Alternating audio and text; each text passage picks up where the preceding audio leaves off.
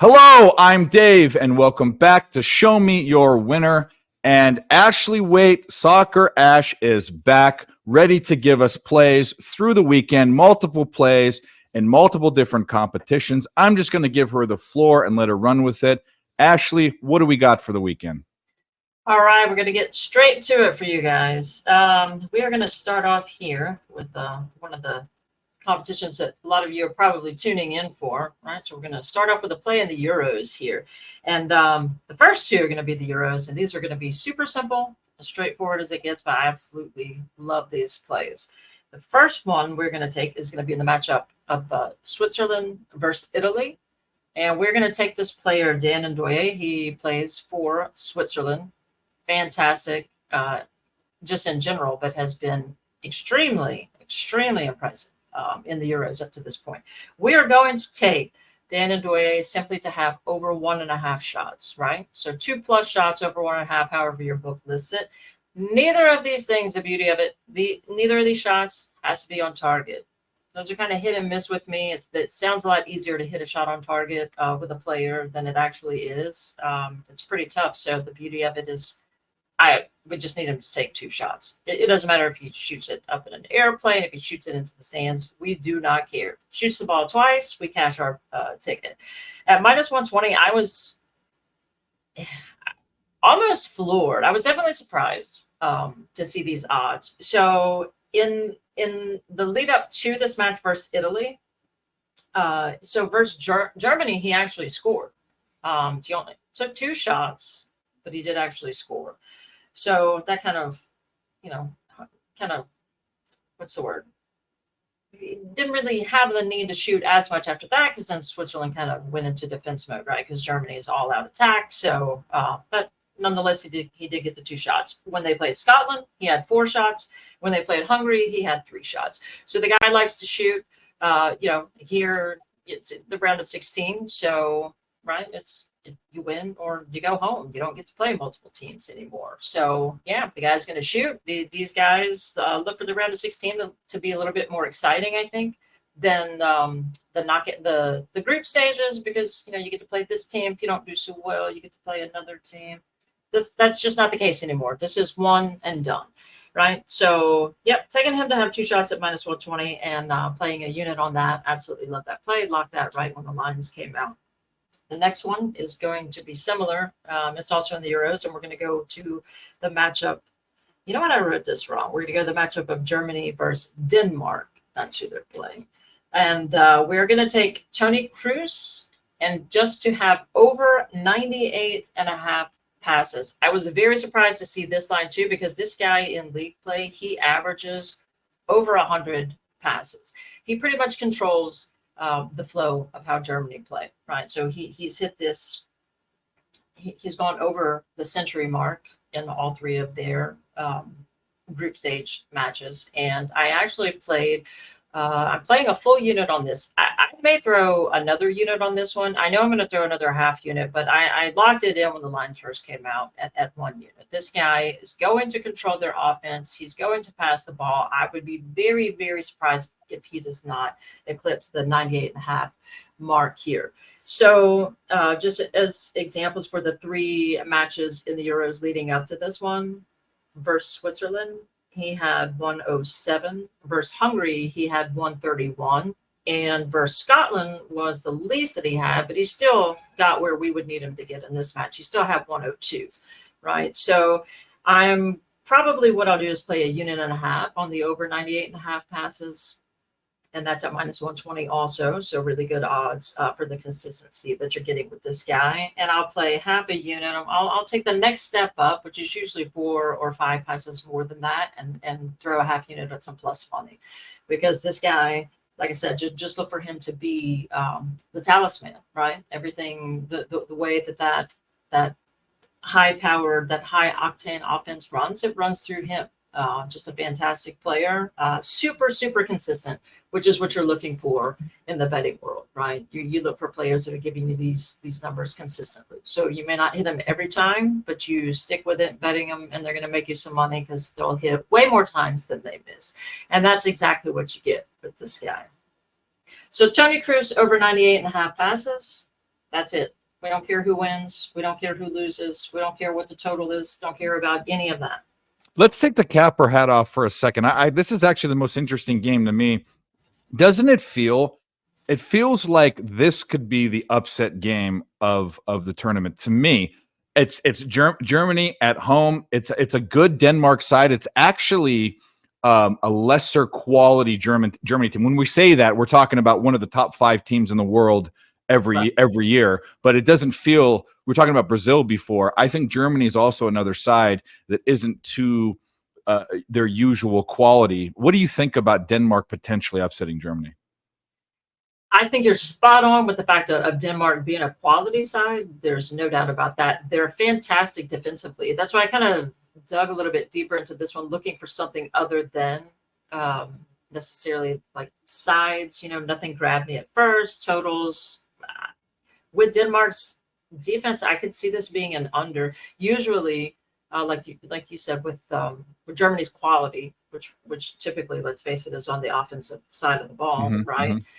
So I don't know though. I don't know if they can go in there with this high flying offense, right, and just start slamming goals in the back of the net against Denmark. So yeah, I haven't really marked it as a potential upset because I think Denmark is good enough that I don't really know. I guess in the eyes of the world, right, it would be an upset. I would be a little bit surprised if Denmark won, but I don't know if I think they're too good for me to really classify it as much of. I don't think it would be a huge upset. I guess that's what I'm saying. I guess that's kind of what I'm getting at. I don't think that they're that far off. Usually in years past, when you have a Denmark side and a Germany side, they would be further off, in my opinion. I think they're closer.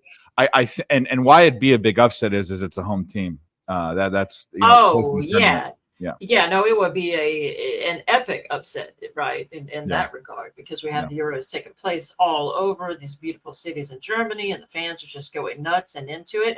And I do agree. There's I would say there's a little bit of a lesser amount of quality than they usually have, but I still think that they have. I still think it's a quality team.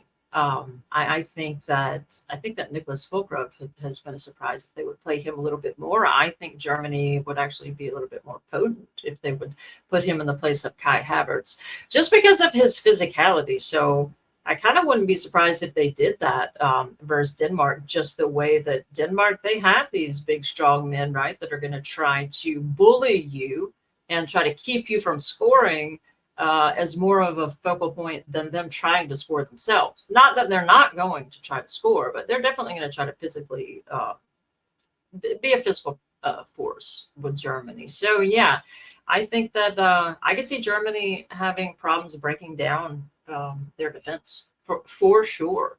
So I think it's a very interesting game. I haven't decided my bet yet. I'm not picking a side. I'm probably going in that game Denmark to score or a draw. Those are the two that I'm looking at. But we can move on. I just think it's an interesting match. But let's get to the next. No, it's a very interesting match, and like you said with the draw too, guys. Guys and gals, you just keep in mind with this round of 16 right now, there's this new bug in the system here. So when you're betting sides, especially, you have to keep in mind that your book is giving you that's for the 90 minutes, right? That's not including extra time and not including penalties, obviously. So if this match is a draw after 90 minutes, and say you're on Germany to win, right, and it's 1-1 at the end of 90 minutes, and Germany wins in extra time, you've lost your bet. So yeah, just keep in mind that there is extra time and penalties now, whereas that's something that we didn't have to worry about in the group stages. So yeah. All right, so Mr. Tony Cruz passes. Now we're going to come back to a league that everyone who watched me on Twitter knows that I rag this league so much because this country, the United States, when it comes to this sport, I don't know, it just cracks me up. The way they play it, the way they talk about it, the way that fans don't understand it. And, I guess it's hard to even find people who are fans of it in this country. There's a lot of them, but in the scheme of the population, right, I think we're like the only country in the world that's just not really in love with this sport. But anyway, with that said, this is a play in the MLS, and we are going to the matchup of Vancouver versus St. Louis City here. I'm going to take a goal scorer. On the last show, we split ours, but we hit one of the scores, lost one, but made profit on them, which is all that matters since we get these really good odds. So Vancouver, St. Louis, I'm going to go with this guy, Ryan Gold, anytime goal scorer at plus 160, playing him for half a unit. The first two plays were a full unit. This is a half unit. This guy is just on absolute fire lately. I'm not going to go back to the whole season. I'm just going to go back the last 5 games. In his last 5 matches, he has scored 5 goals. Right. He's also had 2 assists. So, if you're both opposite to score assists and you feel a little bit more comfortable, covering 2 bases there, then that's fine. But I'm just taking him straight out to score because his assist, I believe his 2 assists did come in 1 match. So, yeah, he's more score heavy trying to do that than he is to pass the ball off. So, yep, taking Ryan Gold to score at plus 160 for half a unit. His recent form is fantastic. I think we'll hit this one. If we don't, throw your money back on him in the next match because the guy, he's on fire, right? These guys can be on fire. Still doesn't mean they're going to score every single match. But 5 goals in 5 matches, it doesn't get any better than that. That's as consistent as you need. Didn't score them all in 1 match. So, yeah, we should be good to go with that one. This next one is going to be a little bit more interesting. So, I'm glad that Dave here is going to put this information up on the screen because you're definitely not going to remember all of this. We're going to put everything on the bottom, just like last time. Yes. It's too much to do during while we're doing this live, but it will be there. It'll be there now as I'm talking. You guys will see it. Perfect. And you're going to need it for this because this is a same game parlay. Most people betting footy, right? We're just going to call this a bet builder. And I do tons of these in VIP, and this is one straight out of VIP. So it has 5 legs to it. So, yeah, you're definitely going to want to check out the info at the bottom of the screen here. So this is the matchup of Spain playing Georgia here, my awesome, feisty little Georgia team that I love, that they made it out of the group stages. I wish I had bet that. I did take a future on Mikatadze to be Georgia's top scorer at plus 500, which is looking absolutely beautiful right now. I don't think that they'll make it past this match here versus Spain. And hell, he's the Golden Boot winner right now so far, heading into the round of 16. So anyway, I love this Georgia team. I hope they put up a fight, but this Spain team is just something else. They are beautiful to watch the way they play. It's a privilege to watch them. So even if you're not a huge fan of the sport, and even with my bets, if you just kind of place your bets and don't really care to watch it, I don't really blame you, but do yourself a favor and watch this Spain team play, because I think if you're not really a fan of watching this sport, they might just change your mind. Just people flying all over, just beautiful passes, beautiful. Their defense is beautiful to watch. Just chance after chance, crosses. I can go on and bore you guys to tears with it, but Spain, beautiful. I took a future on them before the Euros started to win it all, and I'm still fortunate to be holding that ticket. I'm with you. So you can go under the Bet Builder tab, same game parlay. Different books have it listed differently. You'll be able to find it easily, though. So the first thing we're going to take is Spain to have the most corners. Look for Spain to absolutely dominate possession in this match. So they're going to dominate pretty much every category, and we're going to just take advantage of that. So Spain to have the most corners, as simple as it gets. Then we're not even going to take Spain to win, which I think they do. We're going to take, for the second leg, Spain to win either half. So to win the first half, to win the second half. If they could lose the match, as long as they win one of the halves, then our bet is still good.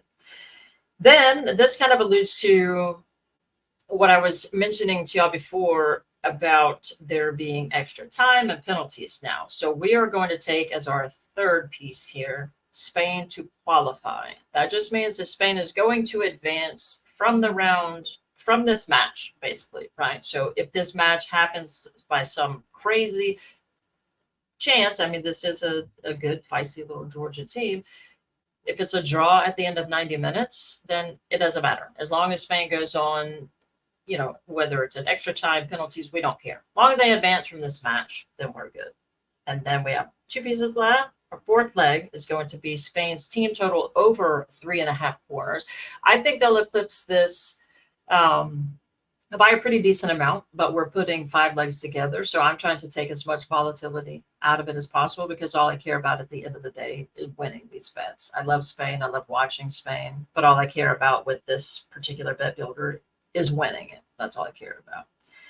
And then the last leg is going to be for Spain to have over 4.5 shots on target. Like I said, I expect them to probably have 70%, at least 65% possession of this match. They are going to dominate. They're going to control the ball offensively, defensively. I don't see Georgia, unfortunately, as brilliant as a run of a run as they've had. I think it comes to an end here. I think Spain is going to absolutely dominate them. So, yeah, look for Spain to shoot the ball early and often, and not leave any doubt in this match, and not put themselves in any jeopardy of not advancing. So, yeah, for them to have 5+ shots on target, we hit all 5 of those legs, and that's at -128. So a little bit juicy, but like I said, on all of these lines, I went as careful as possible, still getting us in a decent price range. So playing that for a unit. And then the last one is going to be on Monday. We're going to go to Copa. So we're going to kind of change gears from the Euros here. And I'm not going to go into a ton of stats and make you guys fall asleep. I'm just going to keep this one very simple. This is going to be the matchup of Uruguay versus the United States. And I'm going to take Uruguay plus 0.25 versus the U.S. The U.S. did play well in their first match. I was actually on them in that one, but holy shit has Uruguay. They've been the most fun team by far to watch in Copa. Darwin Nunez, yes, he does miss about 72,000 chances every match, but he also puts some in the net, right? But he scored last game, yeah. He did, and he scored in the one before that too. He's going to miss a bunch of them before he scores, but I've taken them in the first 2, and in God, I think I took him about 6 different ways yesterday. Took him first half, took him to score, took all kinds of things. They're just a fun team. They're wide open. They have tons of talent. Darwin Nunez is probably the one you guys be most familiar with. But yeah, getting a quarter of a goal head start versus U.S. team that, if you guys watch the last match, they got a red card. The U.S. did, I believe, in like the 18th minute. Dude just decided to slap him in the back of the head. It looked more like he just walked up to him, just was like, I'm just gonna punch this dude right in his fucking face. Right? I don't know what he was thinking, but I was on them in that one. So yeah, I just think I think it has a potential to be a good match. I think the U.S. making that mistake, right? They'll try to rectify that situation. So I think it'll be a hard-fought match. I don't think the U.S. is just going to lie down for them. I just strictly think I've watched every second of the couple of matches Uruguay have played. I've watched every second of the matches that the U.S. has played. And if you're giving me a quarter of a goal head start with a superior team, with superior talent that doesn't make the boneheaded decisions, I am taking that all day. So, I love that bet. That's not one we really talked about. And the reason why, I just looked at the tables. No team is safe. If they lose to the U.S. and Panama beats Bolivia, they can lose out on goal differential. Right. I think, and by the way, Uruguay might be the best team in the comp. They might. Their form might have been better than Argentina. So far, I'd say there's no doubt about it. Yeah, I think so too. So I didn't even realize when you said plus, we were talking about a quarter of a goal.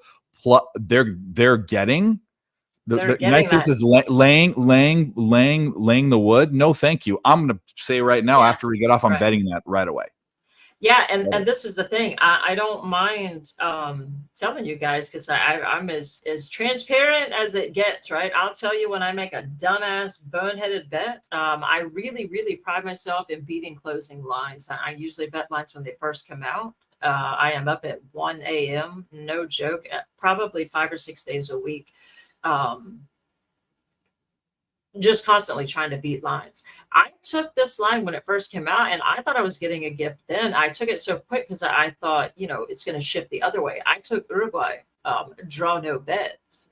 And I was thinking, ooh, right, this is going to shift to them a minus 0.25. So I better jump on it quickly.